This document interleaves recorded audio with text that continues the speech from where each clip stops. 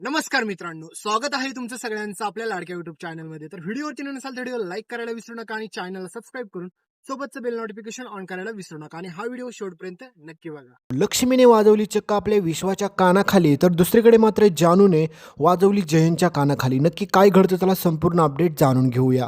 तर मित्रांनो, तुम्ही पाहिलंच की कशाप्रकारे आपल्या जानूचं सत्य आता सगळ्यांसमोर आलेलं असतं. त्याच्यामुळे सगळ्यांनाच प्रचंड धक्का बसलेला असतो. पण ह्या जयंतला स्वप्नामध्येच असं वाटत असतं की मात्र त्याने जानूसोबत परत लग्न केलं आणि जानू त्याच्यासोबत सुखाचा संसार परत करेल म्हणून. पण मित्रांनो, असं काय होणारच नसतं. कारण की तुम्हाला माहीतच असेल की आपल्या जानूने ह्या जयंतला चांगलाच ओळखलेला असतो. कारण की तिला चांगल्याच प्रकारे समजलेलं असतो की हा माणूस किती हरामखोर आहे ते. त्याच्यामुळे ह्या जयंतच्या जवळ तर जायचं सोडाच, पण जानू मात्र ह्या जयंतच्या समोर देखील उभी राहत नाही. कारण की जानूने ठरवलेलं असतं की मी राहील तर फक्त माझ्या आईबाबांकडेच राहीन, पण ह्या जयंतकडे मी आयुष्यात कधी देखील जाणार नाही आणि याचा खरा चेहरा मी जगासमोर आणल्याशिवाय मी शांत बसणार नाही, हे तिने पूर्णपणे ठरवलेलंच असतं. आणि त्याच्यासाठी जानू मात्र आपले खूप सारे पुरावे ह्या जयंत विरुद्ध गोळा करत देखील असते, परंतु तिला अजूनपर्यंत यश आलेलं नसतं. पण जयंत मात्र जानूची आपली माफी मागत असतो आणि म्हणत असतो की जानू तो प्लीज माझ्याकडे ये. पण आता जानूला चांगलंच कळालेलं असतं की हा जयंत किती शातीर आहे तो. कारण की हा जयंत कोणत्या देखील थराला जाऊ शकतो याबाबत जानूला पूर्णपणे चांगलीच कल्पना आलेली असते.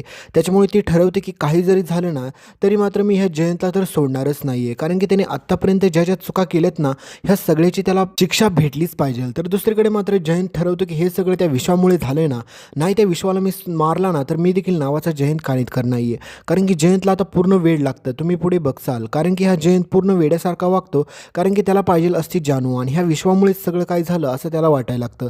कारण की जानू माझ्यापासून दूर गेली ह्याला जबाबदार फक्त आणि फक्त तो विश्वाचा आहे. नाही त्या विश्वाचं मी कुटुंब संपवला ना तर नावाचा मी जयंत कानितकर नाही असं तो स्वतःला म्हणत असतो. तर दुसरीकडे मात्र आता जयंत घरी गेल्याच्या नंतर पूर्णपणे वेड्यासारखं करतो, सगळी तोडफोड करायला सुरुवात करतो आणि म्हणतो की विश्वा विश्वा तुझ्यामुळे हे सगळं झालं.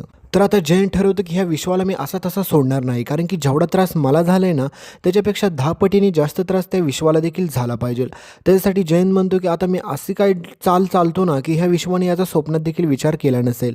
कारण की विश्वाला एकदा मला वठणीवरती आणायला थोडा पण वेळ लागणार नाही आहे. त्याच्यासाठी मात्र हे जयंतने आता खूप सारे भयानक प्लॅनिंग बनवलेले असतात. तर दुसरीकडे मात्र आपली जानू आता दळवींच्या घरात राहत असते, तुम्हाला चांगलंच पुढे पाहायला भेटेल. पण आता दळवींच्या घराकडे जानू गेल्याच्या नंतर मात्र सगळ्यात मोठी गोष्ट अशी घडते की सगळ्यांना प्रश्न पडलेला असतो की मग जानू एवढे दिवस होती कुठे. कारण की हे सत्य तर कोणालाच माहीत नसतं की जानू एवढे दिवस आहे कुठे. कारण की जर त्यांना समजलं की ती विश्वाच्या घरी होती तर त्याच्यानंतर खूप मोठा परत राडा होऊ शकतो. कारण की तुम्हाला माहितीच आहे की विश्वाच्या घरच्यांचे आणि जानूच्या घरच्यांचे खूप जवळचे संबंध आहेत. पण याबाबत ना विश्वाला पण काहीच कल्पना नाही आहे आणि नाही काही जानूला देखील काहीच कल्पना नाही आहे. फक्त जानूला एकच गोष्ट वाटत असते की हे सगळं आज झालं ना म्हणजेच आजपर्यंत मी जिवंत आणि सुरक्षित आहे याला सगळ्याला फक्त आणि फक्त विश्वास जबाबदार आहे. कारण की विश्वामुळेच मी फक्त जगू शकले, नाहीतर माझं आत्तापर्यंत काय झालं असतं. तर आता जयंत विचार करत असतो की मी विश्वाचा कशाप्रकारे बदला घेऊ जेणेकरून विश्वास स्वतःहून इथे माझ्या जानूला आणून सोडेल. तर आता जयंत कानितकरला माहीत असतं की आता मला एकच पर्याय आहे. कारण की ह्या विश्वाचा पर्दाफाश करायचा म्हणजे सगळ्या लोकांसमोर जर विश्वाचा पर्दाफाश केला तर त्याच्यानंतर मात्र माझ्यावरती कोणी देखील विश्वास ठेवू शकतं. आणि एकदा का विश्वाचा पर्दाफाश झाला तर जानूला माझ्याकडेच यावं लागेल. कारण की ती घाबरेल फक्त तिच्या जवळच्या लोकांना. मी जर धोका निर्माण करायला गेलो तर तिला 100% घाबरावं लागेल आणि याच ठिकाणी ह्या जानूची चूक होती. कारण की तुम्ही पाहिलंच की जानूला माहीत असतं की जयंत मला काहीच करू शकत नाही. पण ज्यावेळेस मात्र जयंत जानूच्या आजूबाजूच्या लोकांना मारण्याच्या धमक्या देत असतो किंवा त्यांना मी काय इजा पोचवेल असं सांगत असतो त्यावेळेस मात्र जानू पूर्णपणे जयंत जसं बोलेल तसंच ऐकत असते. आणि हीच जानूची सगळ्यात मोठी चूक आता तिला देखील नडणार आहे आणि बिचाऱ्या विश्वाच्या आयुष्याला देखील सगळ्यात मोठा तडा लावून जाणार आहे.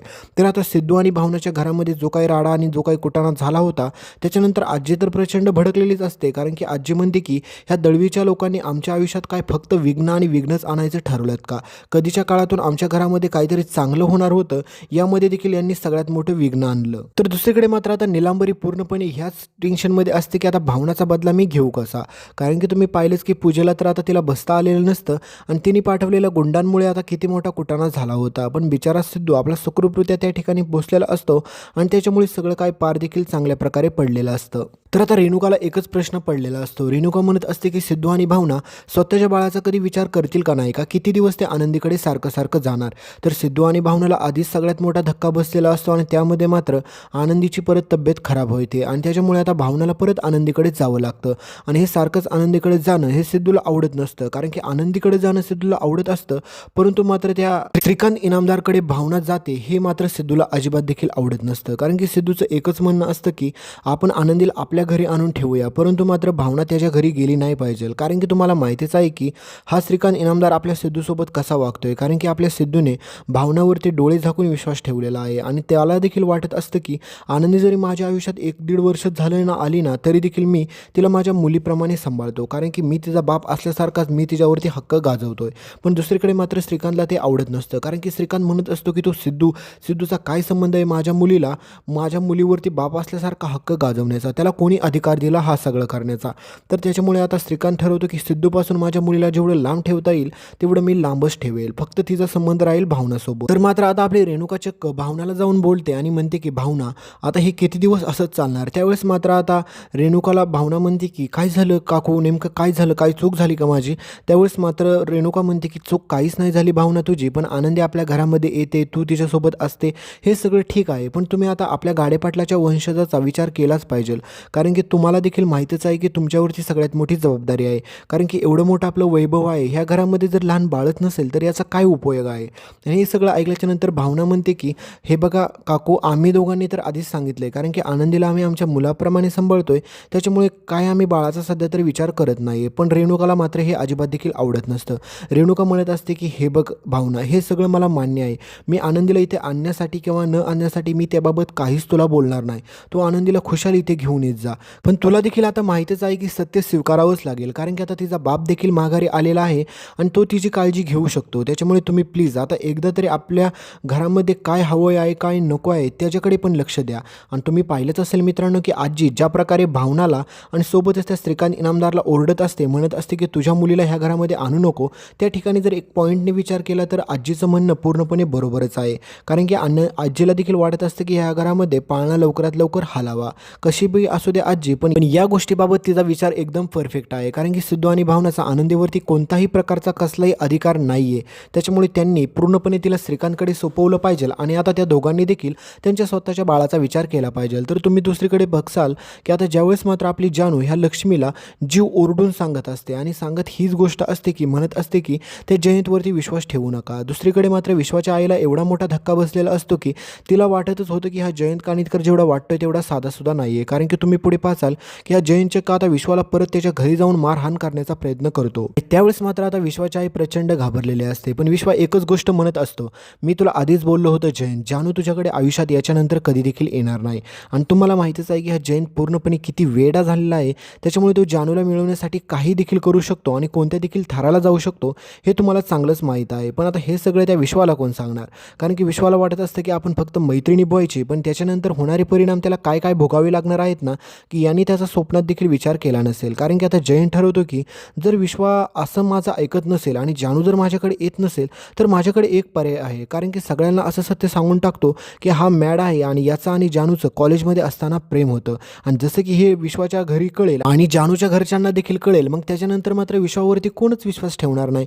कारण की जानूच्या घरचे देखील विश्वाचा तिरस्कार करतील आणि त्याला तिकडे कधीच येऊन देणार नाही आणि जानू आणि विश्वाची भेटच होणार नाही. आणि हाच जयंत कानिटकर आता सगळ्यात मोठा प्लॅनिंग बनवतो. कारण की तुम्ही पुढे पाहाल की आपली जानू आता ज्यावेळेस मात्र लक्ष्मीकडे राहण्यासाठी गेलेली असते आणि त्याच ठिकाणी मात्र विश्वाचं येणं जाणं तर तिकडे चालूच असतं. कारण की तुम्हाला माहितीच आहे की त्याला वाटत असते की माझी मैत्रीण कशी आहे, सुखरूप आहे का नाही हे मला पाहिलंच पाहिजे.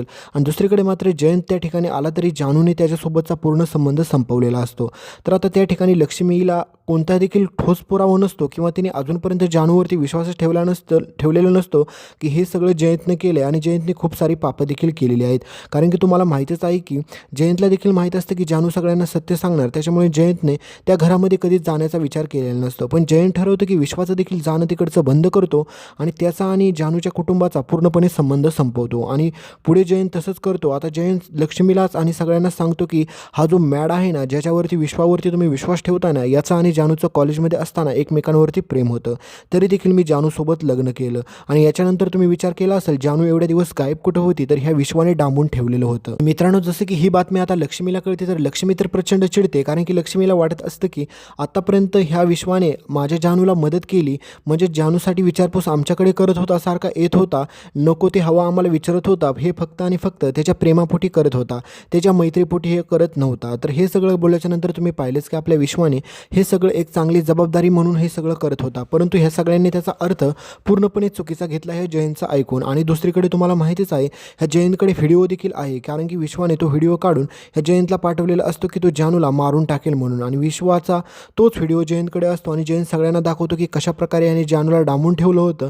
आणि ह्या ठिकाणी आता जानूने देखील विश्वाच्या साईडने स्टँड घ्यायचा, तर जानू काहीच बोलत नाही. त्याच्यामुळे चक्क आता लक्ष्मी आपल्या विश्वावरती हात उचलते आणि लक्ष्मी आपल्या विश्वाला मारते. तर मित्रांनो, आता एकच गोष्ट सांगा, या ठिकाणी बिचाऱ्या विश्वाला भेटलं काय? कारण की त्याने एवढी प्रेमाने आणि एवढ्या चांगल्या पद्धतीने मैत्री निभवली होती, परंतु शेवटी त्याच्या आयुष्यात देखील घातपात किंवा विश्वासघातच भेटला. कारण की तुम्ही पाहिलंच असेल की जानूने तरी कदाचित त्याच्यासाठी स्टँड घेणं खूप गरजेचं होतं, परंतु मात्र जानूने तसं न केल्यामुळे बिचाऱ्या विश्वावरती शेवटी सगळ्यात मोठा अन्याय झाला. त्याच्यामुळे आता जानूला देखील ह्या सगळ्याची चांगलीच अद्दल घडेल. पण आता विश्वाचे आणि जानूच्या घरच्यांचे आता संबंध तुटलेले असतात, तर आता दुसरीकडे मात्र जयंतला वाटत असतं की काही जरी झालं तरी आता जानू माझ्याकडे येईल. तर जानू जयंतच्या चक्क कानाखाली वाजवते आणि सांगते की मी माझा शेवटचा श्वास सोडेल किंवा मरण पत्करेल, पण तुझ्याकडे मी आयुष्यात कधीच येणार नाही आहे. आणि जानूच्या घरच्यांना कारणच माहीत नसतं की ही जयंतकडे जात का नाही आहे. तर आता तुम्हाला पुढे हेच पाहायला भेटेल की कशाप्रकारे जानू तिच्या घरच्यांना सगळ्यांना जयंतचा खरा पर्दाफाश करते, त्याचा खरा चेहरा सगळ्यांसमोर आणते, आणि कशाप्रकारे ह्या जयंतला योग्य ती शिक्षा घडते हे सगळं पुढच्या व्हिडिओत तुम्हाला पाहायलाच भेटेल. तोपर्यंत चॅनलला सबस्क्राईब करा, सोबतचं बेल नोटिफिकेशन ऑन करा.